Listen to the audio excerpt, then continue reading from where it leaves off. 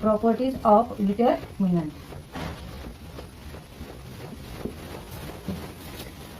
आता इथे आपण जर डिटरमिनंट मध्ये एलिमेंट्स बघितले तर इथे सगळे 1 1 1 आहे. म्हणजे इथला हा जो कॉलम आहे त्याच्यामध्ये सगळे एलिमेंट्स सारखे आहेत. सेकंड कॉलम मधले एलिमेंट्स ए बी आणि सी आहे. आणि थर्ड कॉलम मधले जे एलिमेंट्स आहेत ते बघा ए बी प्लस सी, इथे ए नाहीये, इथे सी प्लस ए, इथे बी नाहीये, आणि इथे ए प्लस बी, इथे सी नाहीये. तर इथे आपण आता काय करणार आहोत की प्रॉपर्टी वापरायच्या डिटरमिनंटच्या.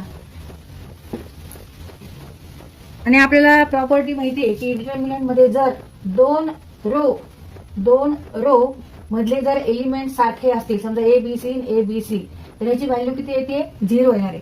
किंवा दोन कॉलम मधली जर व्हॅल्यू एलिमेंट्स जर सेम असतील, आयडेंटिकल असतील, समजा इथे ए बी सी हा फर्स्ट कॉलम सेकंड थर्ड, ह्याची सुद्धा व्हॅल्यू किती येणार आहे 0 येणार. तर इथे आधी आपण ह्या प्रॉपर्टीचा विचार करायचा आहे. इथे 1 1 1 आहे म्हणजे एका प्रॉपर्टीत एका कॉलम मध्ये सगळे सेम एलिमेंट्स आहेत.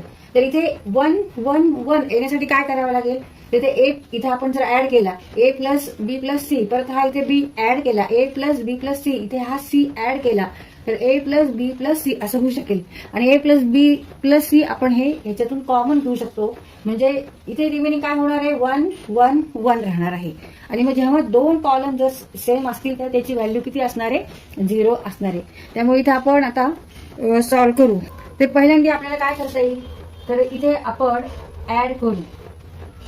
C3 मध्ये आपल्याला काय चेंज करायचं आहे, C3 कॉलम मध्ये चेंज करायचं आहे.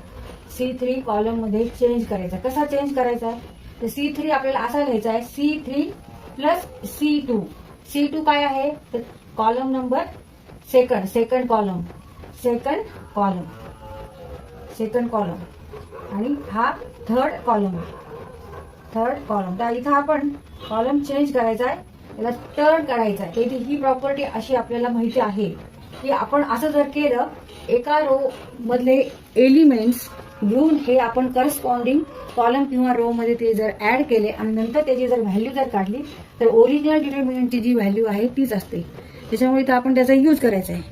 तर इथे आपल्याला चेंज कोणता कॉलम करायचा आहे, थर्ड कॉलम चेंज करायचा आहे. कसा चेंज करायचा आहे तर इथे C3 plus C2 corresponding elements घ्यायचे, ऍड करायचे आणि ते थर्ड कॉलम मध्ये लिहायचे. इक्वल टू आता फर्स्ट कॉलम तसाच ठेवायचा 1 1 1, सेकंड कॉलम पण तसाच ठेवायचा. थर्ड कॉलम मध्ये आपण चेंज करतोय C3 प्लस C2. मग A plus B plus C ह्या पद्धतीने आपल्याला सोपं जातं म्हणून ह्या पद्धतीने आपण लिहून काढतो. आता इथे C प्लस A आहे, इथे B आपल्याला काय करायचं आहे ऍड करायचा आहे.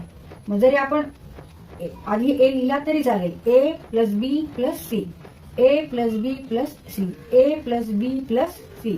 थर्ड कॉलमला सुद्धा इथे आपण सी काय करतोय ऍड करतोय.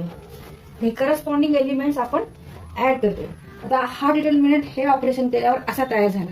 आता इथे ए प्लस बी प्लस सी आहे, इथे ए प्लस बी प्लस सी, इथे पण ए प्लस बी प्लस सी आहे, इथे 1 1 1 आहे. आता ह्याच्यानंतर काय करू शकतो आपण तर ए प्लस बी प्लस सी आपण हे कॉमन घेऊ शकतो. तर कॉमन म्हणजे ते आपल्या डिटरमिनंटच्या बाहेर घ्यायचे. मग डिटरमिनंट कसा लिहिणार आता आपण, कॉलम तोच ठेवायचा आहे, फर्स्ट कॉलम तसाच आहे, सेकंड पण तोच आहे ए प्लस बी प्लस सी, आणि थर्ड काय होणार आहे इथे 1 1 1. मग आता हा डिटरमिनंट बघा, ह्या डिटरमिनंट मध्ये हे जे दोन कॉलम आहेत फर्स्ट कॉलम आणि थर्ड कॉलम हे कसे आहेत सेम आहेत. फर्स्ट कॉलम मध्ये 1 1 आहे आणि थर्ड कॉलम मध्ये सुद्धा 1 1 आहे.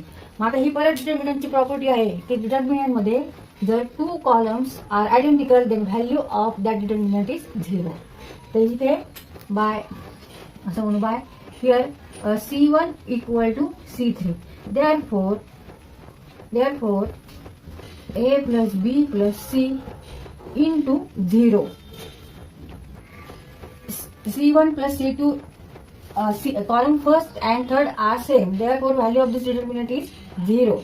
A plus B plus C into 0 means 0.